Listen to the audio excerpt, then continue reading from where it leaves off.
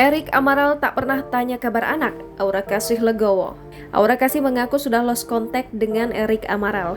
Ia juga menyebut mantan suaminya itu tak pernah menanyakan kabar sang buah hati.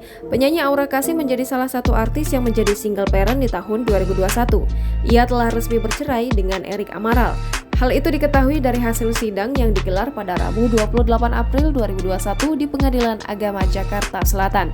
Kini Aura mulai menata kehidupan barunya bersama sang putri sematawayang, Arabella. Belum lama ini Aura membeberkan hubungannya dengan Erik setelah bercerai. Ia mengaku sudah lost contact dengan pria asal Brazil tersebut. Tak hanya itu, Aura juga mengungkapkan bahwa Erik tidak pernah menanyakan kabar sang buah hati. Saat ditanya apakah Arabella mulai mencari keberadaan sang ayah, Aura menyebut putrinya itu belum bisa berbicara. Kendati demikian, Aura bersyukur putrinya tumbuh menjadi anak yang pintar dan bahagia.